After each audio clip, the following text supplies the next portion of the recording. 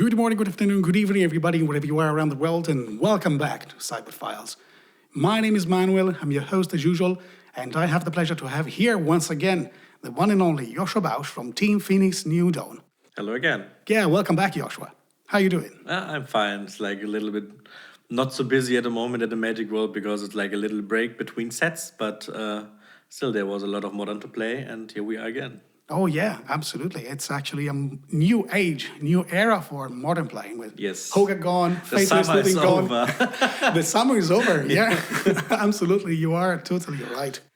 Okay, so the deck you chose to bring in for this episode, Green, White, Eldrazi. Yes. We are going to discuss a few matchups and put together, thanks to your expertise, a sort of sideboard guide, even if this deck is a little bit different from the usual stuff. And this episode of Sideboard Files is also going to be a little bit different because, I mean, you have access to the sideboard from game one.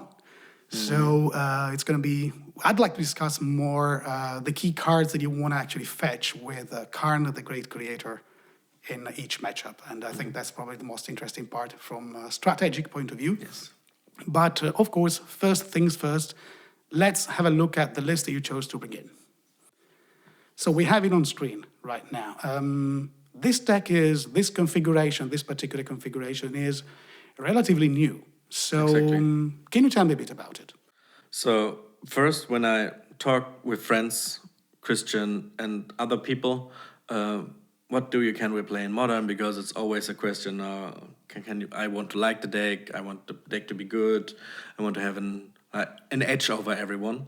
There was a deck like the Band Eldrazi version, where you have like the mana creatures as well, the big Drowner of Hope, Eldrazi Skyspawner,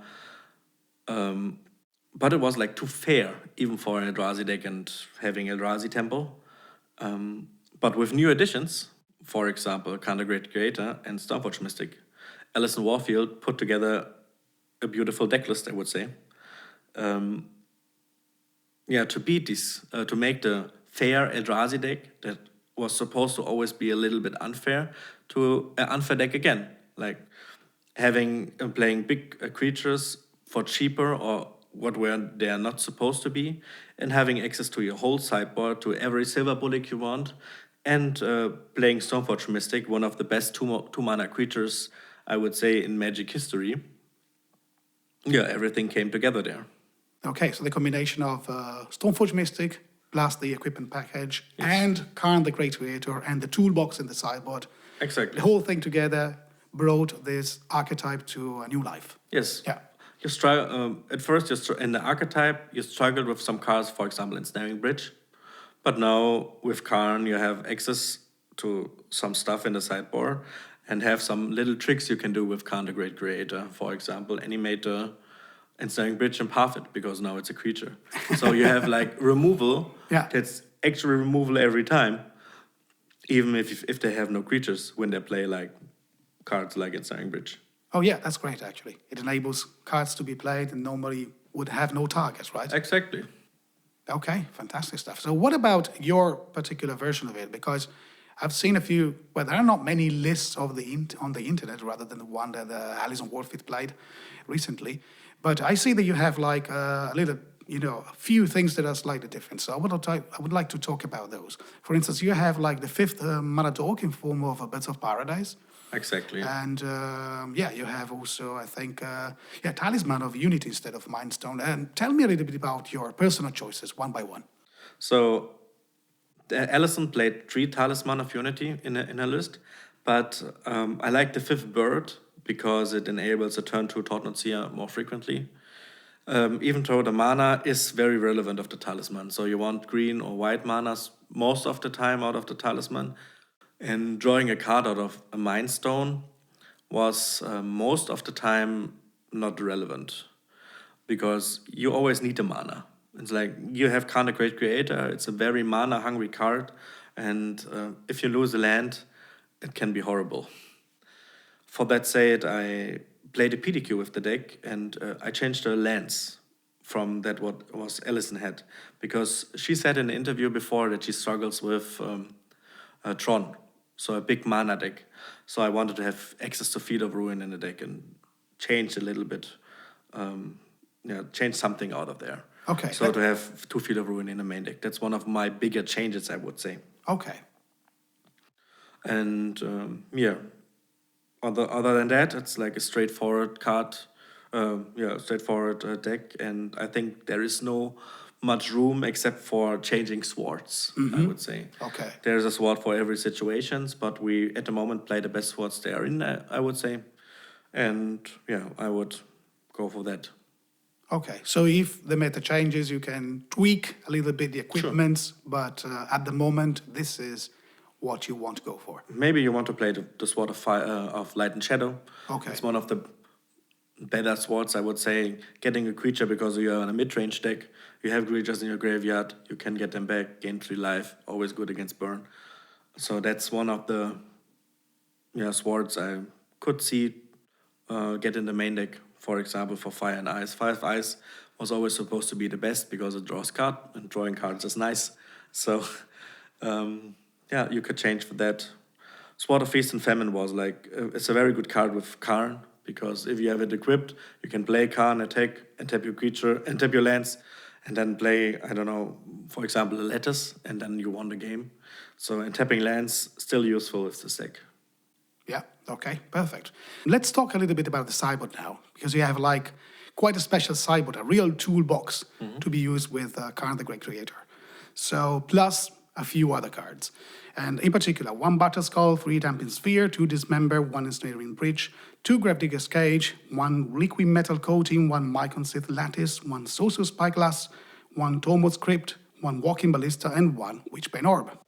Now, this is the configuration that you chose, and I think it's the same that Alison Wolfit played.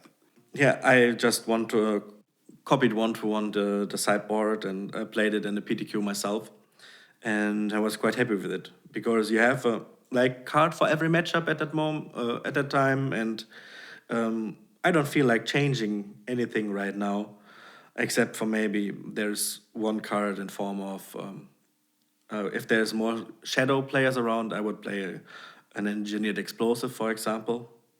You can change for that because it's a card that just gets 2 shadows in one, and you have struggles with everything that's very big. You can have troubles with because your creatures don't get larger. But even though you have Path to Exile, but killing 2 for 1, it's always nicer. I would say. Yeah, absolutely. Then there is no real sideboard in boarding, I would say, because Karn can fetch everything out of your sideboard except for the Dismember. It's 2 extra 1 mana removal spells in a deck where you already have 4 path.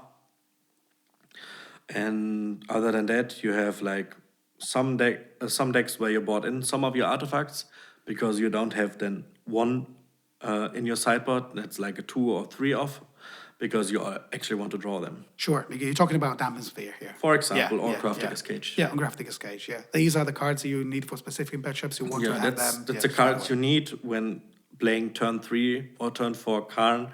Would be too slow for them. Okay. Makes perfect sense, sorry. If there's nothing else you would like to add about the single choices in the sideboard, I think we can just start discussing directly the matchups, yeah? Sure. Okay, so let's kick off the sideboard guide then officially. And the first archetype we want to talk about, the first matchup, is Jund. And first of all, the usual question, favored or unfavored for you? It's a mix of both because they have a nut draw. I think it's kind of even now. Because they have so many tools right now. It changed so much in the years. When the Band Eldrazi deck was out, because earlier you had Tron of Hope, it was the best card in this matchup. You don't play it here anymore. But now they got Bloodblade Elf, and that's an insane good card. So I think it's tougher, slightly unfavored, I would say, because of all the tools they have now with Assassin's Trophy, universal removal in form of everything. So yeah, all in all, I would say slightly unfavored. Okay. Strategy in the games post-sideboard, or even in game 1, because you actually can access your sideboard in game 1. So generally speaking, what do you want to do against this archetype? You want to overwhelm your opponent. It's like the Eldrazi's always want to overwhelm. You want to play in very fast Thought-Knot Seer into Reality Smasher. and want just to beat the opponent down. If they can get their creatures down, then have their planeswalkers, get some action, and then start focusing on removing your creatures with a threat in play, then it gets really tough. But if you be a little one step ahead of them and they have to kill your creatures without any pressure coming from them, you're in a very good spot. Okay. What are the key cards you want to fetch with Karn in this matchup? The key card is always Letters, because with Karn and Letters you basically win the game. Other than that, I fetched Ensnaring Bridge quite often because they have, right now they play 3 Color Guns, up to 3 Color Guns command. That can be really annoying, so you have to watch out for that. That Ensnaring Bridge can get killed, but normally you will have Tormod Script, Sorcerer's Spyglass, and Letters be one of the better cards. Tormod Script is a quite unusual choice, but it keeps Tarmogoyfs in check, and sometimes the Tarmogoyf is like 5/6, and you need to remove some artifacts or some stuff out of your graveyard or your opponents, so he can't attack into your Reality Smash or Tottenham. All right. Apart exploiting the power of Karn, you actually do board in and board outs and stuff. So let's have a look at the cards that you first what you board out and then what you board in. Because otherwise the matchups post board gets slower. You board out the talismans because you don't need the extra mana. Okay. And for that I bought in 2 Dismember. Removing Tarmogoyfs is the key. Sometimes they still have the Bob, the Dark Confident. Yeah. And removing that is also very good because drawing extra cards is always not good when the opponent does that and you don't. Other than that, that's it. What we do. Just kill their creatures, put the pressure on, and hope they don't do discard Tarmogoyf into Liliana, and you're fine. Yeah, absolutely. Okay, so we can just go for the next matchup, I guess. And this is a new deck on the scene. We're talking about Whirza. Or Stefan Schütz. Okay. And favored or unfavored? That's a very favorite matchup because Karn the Great Creator just shuts off this deck completely. The best card is still Whirza. So if they play it, they can get a very big construct creature. But other than that, they have no threats at all, and all their threats are artifacts. And Karn the Great Creator says, no artifacts for you, my friend. Sure. So that's the nemesis. Green-White Eldrazi is the nemesis of Whirza. We can say that. Exactly. Yeah. Okay. Any other strategic advice other than trying to play Karn as fast as you can? Yeah, I think Green-White Eldrazi is a very straightforward deck. You always try to mulligan to a bird or temple start with your hands, and with the new mulligan rule, you can actually apply that. Sure. So just play your big Eldrazi spells very fast and hope to land a Karn. That's the best strategy you have in the deck. That's why there's no room for changes in the deck, I would say, because everything is so straightforward. Yeah. All the pieces click, so it's already working. It plays itself almost. Exactly. Yeah. Okay. Once you have Karn in play, it's like more or less you won the game. But do you still use Karn to actually fetch something? Sure. You get Ensnaring Bridge because the big construct can be a problem. Okay. Sometimes they have like top die, you want to empty out your hand, and it's possible with the deck. And then you want to get the Letters into play. Letters is like don't do anything anymore. Yeah. So that's why that's the 1-2 punch with Karn the Great Creator. Letters was a card that was played in Commander, but other than that, it has no real use. Now it's like a win condition on its own. All right, crystal clear. Sideboard plans. You still board out and board in some stuff, right? Yes, we bought out the talismans again because we don't need the extra mana, and we bought in the Dismembers for the Whirzas. Yeah, just to make sure that you kill... That they don't infinite me. Yeah, High Lord Artificer or Artificer or however it's called. You have to watch out because when their Whirzas into play and they already have the other 2 pieces, it's an instant speed combo, so they can make infinite mana, Sure. infinite top decks, so you basically lose. You have to watch out for that. But if they can assemble that, there's no way of stopping it except for Karn. Okay, so Whirza has to be dealt with on site straight Exactly. away. Right, let's talk about another matchup. Burn, I mean, evergreen, always there in Modern, especially now because there is like a new format. So Exactly. everybody's like goes on Burn because that's like the easiest and the fastest and everything. So favorite or not favorite for you? I would say favorite because of this little friend stopwatch mystic. Having access to Beta Skull at turn 3 is really important because the opponent can't attack anymore, because having a 4/4 lifelink creatures with a potential re-equip to another creature with more power is a big threat to this burn world right now. That's why I would say we go favored, because in combination with the big creatures, we can play a Thought-Knot Seer on turn 2, and a 4/4 creature is really hard for a 3 damage burn spell to kill. So overall, I would say favored. All right. Strategy-wise, what do you want to do in the games in general, even game 1, because you can access your sideboard? What It's do you like want always to the same against burn: survive, stabilize, attack with Beta Skull. do? Okay, that's the plan. That's the plan. Very easy, straightforward. Fantastic. Are there any cards that you want to fetch with Karn the Great Creator in this matchup? Game 1, you have Beta Skull to fetch with Karn, and you have the Witchbane Orb, I guess. Witchbane Orb, Yeah, exactly. yeah. It's a card you get hexproof, and so no lightning bolts can come after you, just after your creatures. And if you have a big creature in play, they have to kill it first. And not every burn spell in the burn deck can target creatures. So, for example, Lava Spike, Boros Charm can only target players. Yeah. So if you have hexproof, it can't. So it gets useless at some time.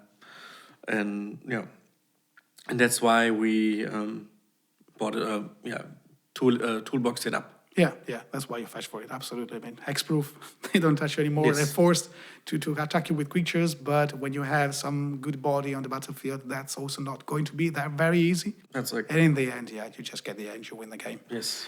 Okay, you still board out and board in something when you go for game 2 and game 3, right? So let's have a look at it. Yeah, where we bought just one card, we get the worst sword out of it and get the best card in it, and it's Beta Skull. So the worst sword is Sword of Feast and Famine. You don't need to untap your mana in this matchup often, because the match doesn't take that long. Either your opponent burns you out on turn 3, turn 4, turn 5, or you stabilize on a very high life total, and your opponent has no option of burning you out anymore because you have hexproof or attacks with Beta Skulls. So you want to have more Beta Skulls in the deck, because the second Beta Skull, it's the legendary card. So 2 Beta Skulls on the battlefield seal the deal. Wow, for that's sure. That's like game over. Yeah, that's like game over. Yeah.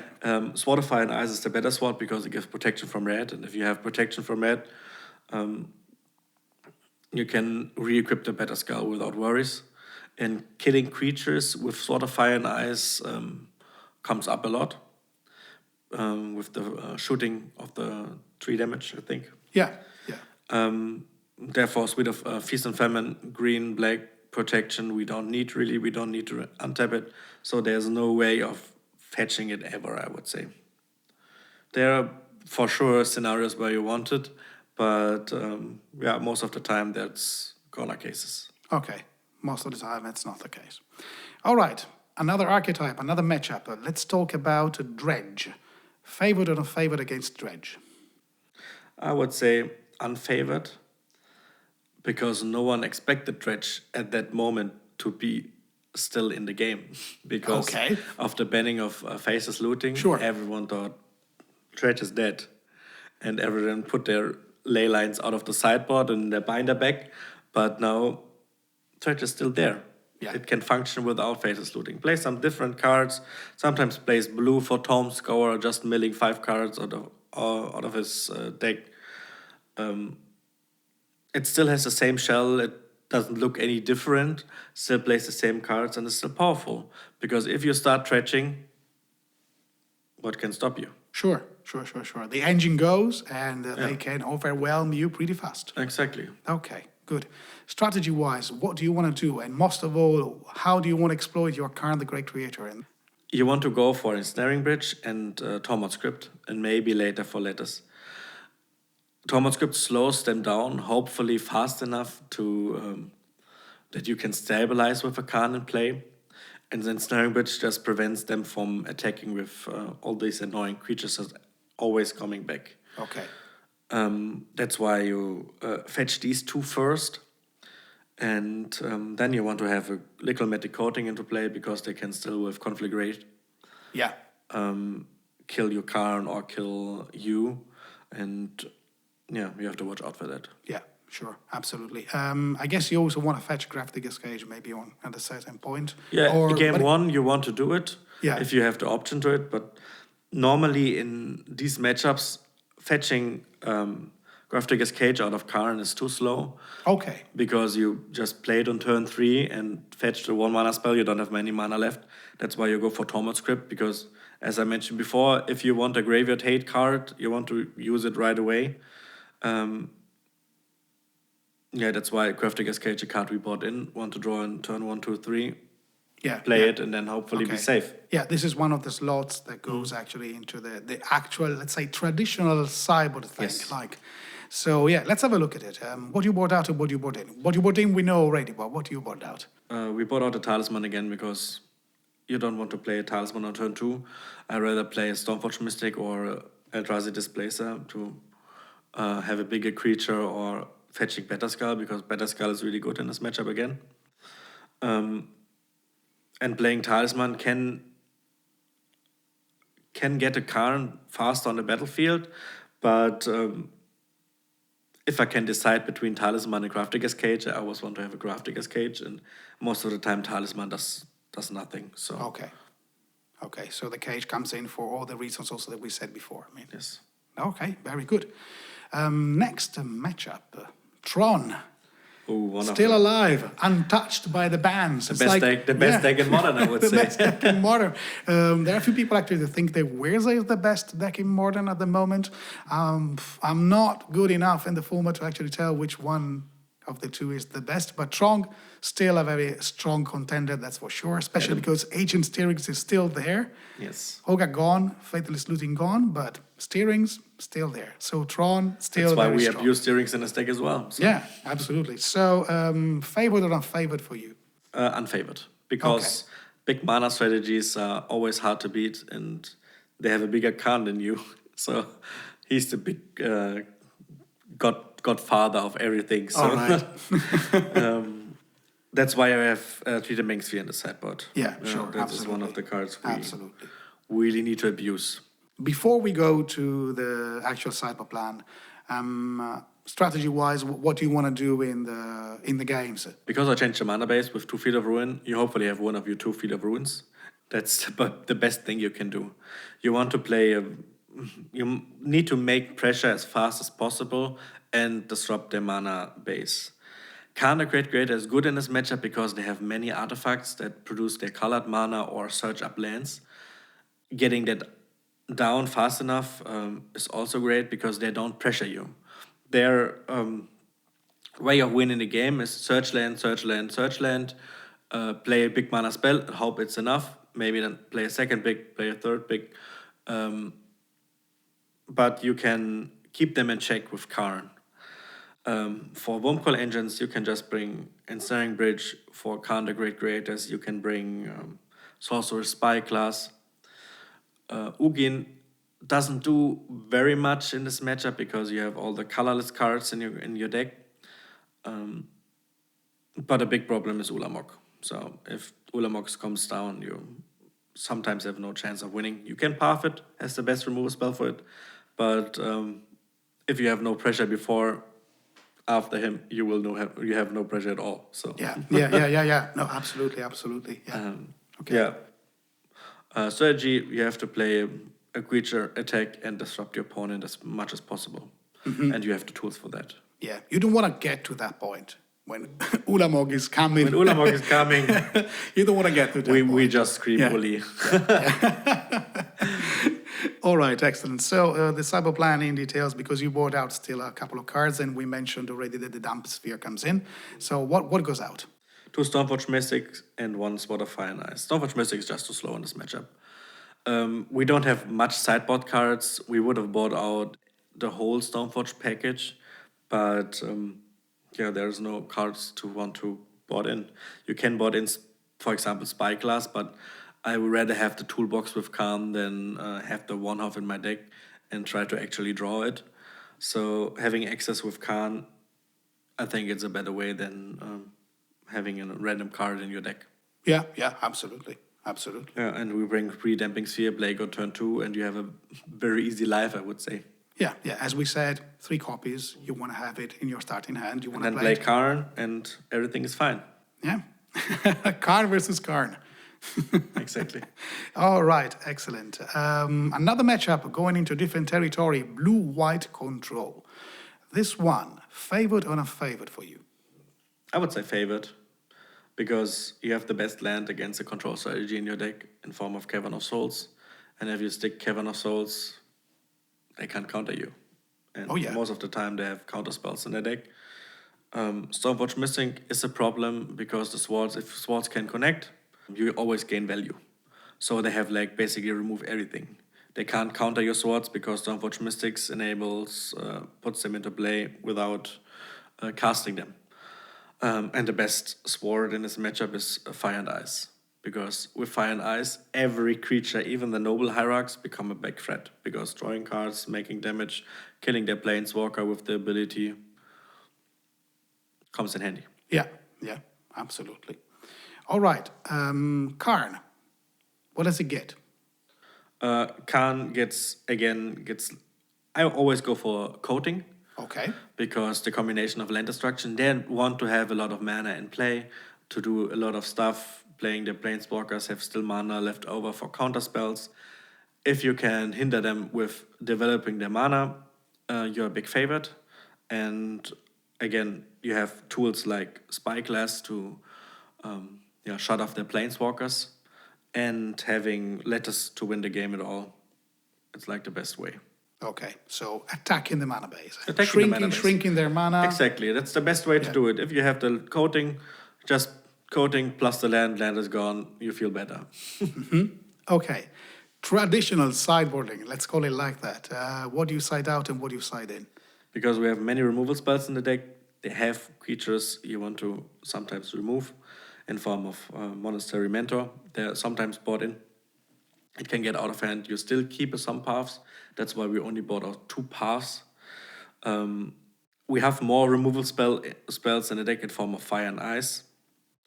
That's why we don't need 4 Path to Exile, because it can be a dead card, and that's why we bought it out. We don't really have something to board in. That's why I would go for more threats, and would addition 1 Better Skull and 1 Walking Ballista, because these cards are normally not the cards you will fetch with Karn. And having them in your deck is nothing wrong with that. Okay, so just smoothing a bit, like shrinking a bit the removal suite and getting a little bit more threats. Yes. Yeah, that's basically it. Okay, last matchup before we close this episode. Well, I don't know if you really say close, but wrap this thing up anyway. Death Shadow. All different variants, but I guess Grixis is still like the most popular at the moment. I think the most popular was the Mardu one right now, but still there are 3 different shadowless Grixis, Mardu, and Junt.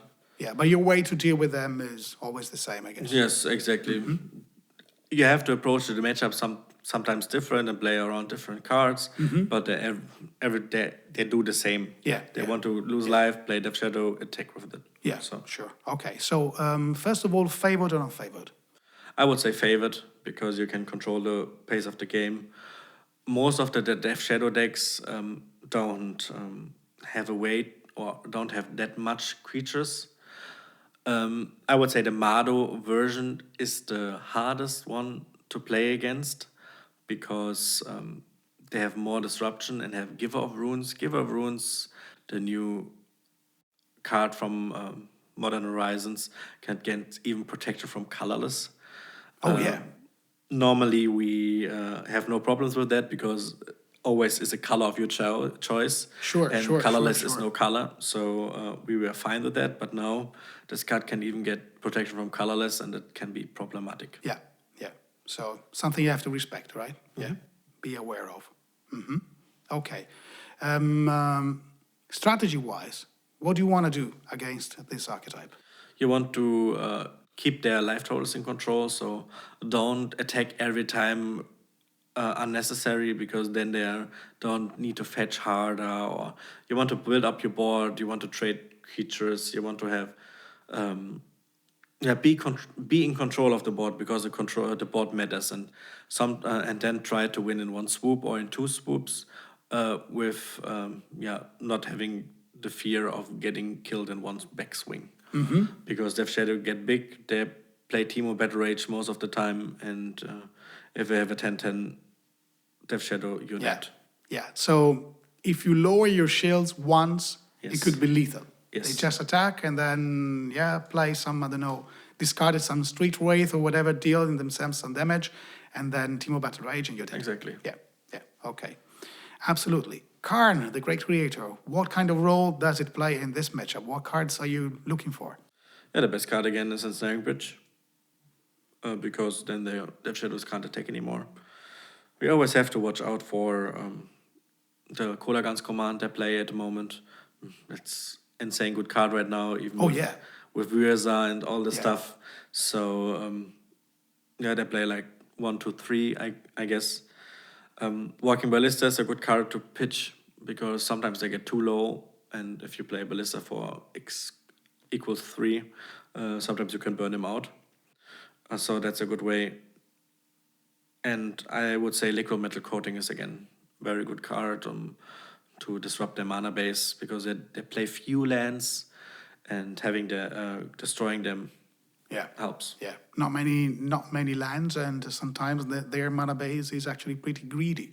Exactly. So cutting colors out or whatever, everything can work. For example, there was like this 5/4 color Traverse Shadow list, where like having just one dual lands for a specific color, if you killed it.